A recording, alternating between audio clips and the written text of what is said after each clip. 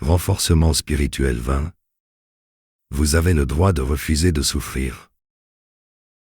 Que signifie refuser de souffrir? Il faut l'entendre ici dans un sens relationnel. Ce n'est pas tout le monde qui est capable de mettre de bonnes choses dans une relation et de s'abstenir d'y mettre de mauvaises choses. Oui, il faut dire ces choses aussi simplement que possible quand il s'agit d'esquisser les lignes générales de la réalité des relations. Mettre de bonnes choses dans une relation, c'est y mettre du respect et de la considération, de l'humour et de la gaieté, de la sensibilité et de la tendresse. C'est y mettre de la simplicité et du pragmatisme. Y a-t-il de belles choses à partager ou simplement à raconter? Que cela soit fait avec naturel et simplicité. Y a-t-il des problèmes à résoudre? Il faut mettre les émotions de côté et traiter les problèmes simplement comme des problèmes techniques. Car tout problème est essentiellement un problème technique. C'est juste la récupération émotionnelle qui donne l'apparence du contraire. Qu'en est-il des faux problèmes? Il faut faire le nécessaire pour les éviter. Et quelqu'un qui vous apporte de faux problèmes est quelqu'un qu'il faudrait éviter. Qu'est-ce qu'un faux problème? C'est quand quelqu'un transforme à peu près n'importe quoi en problème. Parce qu'il a des carences en termes de confiance en soi ou en termes d'estime de soi. Car c'est de ces psychologiques et des rancœurs absurdes.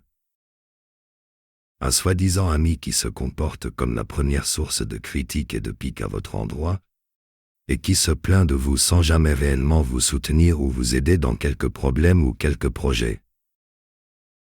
Une soi-disant compagne qui s'illustre dans des crises de jalousie et dans son besoin obsessionnel d'attention et d'affection, mais qui oublie complètement d'incarner les qualités nécessaires qui suscitent l'attention positive et qui entretiennent l'affection.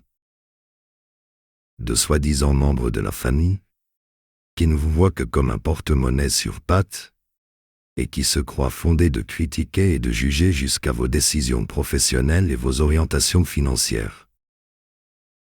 Ou d'autres choses encore. Si vous n'avez pas suffisamment de force psychologique, vous risquez de vous retrouver dans la situation de devoir subir des relations négatives et des relations pathologiques. Juste parce que vous avez peur de la solitude, juste parce que vous n'avez pas la capacité de porter le poids de votre propre solitude sans en souffrir.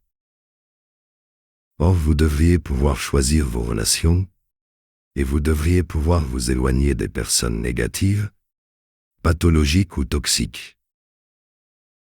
Vous-même, vous devez comprendre que la seule bonne manière d'être dans une relation, c'est d'essayer d'y apporter de belles choses, et d'essayer de rester attentif au fait de ne pas y mettre de mauvaises choses. C'est seulement quand vous êtes vous-même disposé, ainsi, que vous pouvez vous donner le droit. Que vous devriez pouvoir vous donner le droit de mettre de la distance ou de prononcer la rupture par rapport à toute personne qui se complaît dans les négativités relationnelles ou dans les pathologies relationnelles avec vous. Certes, la vie sociale crée une intrication entre le psychologique et le financier.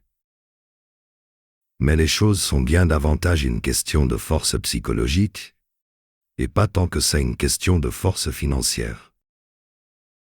Êtes-vous capable d'être heureux en vous-même, avec vous-même et par vous-même, sans que des interactions interpersonnelles ne soient impliquées? Si vous n'y arrivez pas réellement, ce ne peut être qu'à cause d'une indigence en termes de force psychologique. Si vous y arrivez, c'est que vous êtes certainement une bonne compagnie pour les autres. Mais les autres le sont-ils pour vous? Ceux qui ne le sont pas, et qui ne sont pas disposés à fournir de sérieux efforts pour être des personnes de bonne compagnie, sont la souffrance que vous devez refuser de subir. Mettez des limites, posez des règles, indiquez les frontières, Et au besoin, marquez les choses que vous refusez de tolérer. Et au besoin encore, rappelez aux personnes de ce genre que vous êtes disposé à tout instant à ne plus jamais interagir avec elles. Et que rester en relation avec vous a un coût, et c'est un coût en termes d'effort de respect.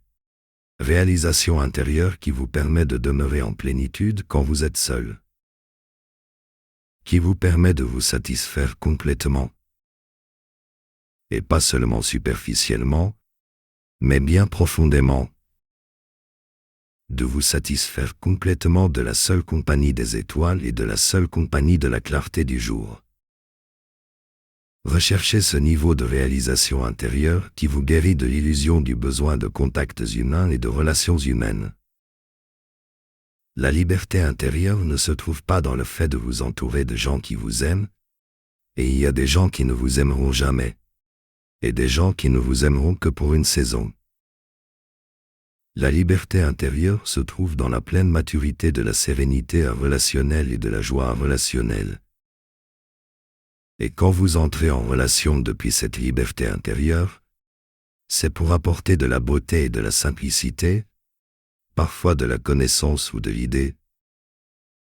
Et si on vous répond par des névroses et des projections, retirez-vous simplement et allez semer votre don ailleurs.